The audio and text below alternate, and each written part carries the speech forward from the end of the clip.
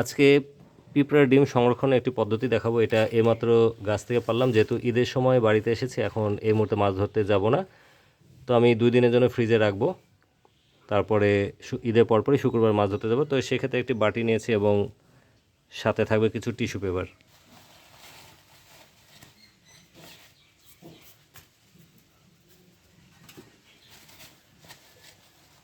যেহেতু ফ্রিজে রাখবো, যদি কোনো কারণে ময়েশ্চার আসে, টিস্যু পেপারটি সেই রস টেনে নেবে।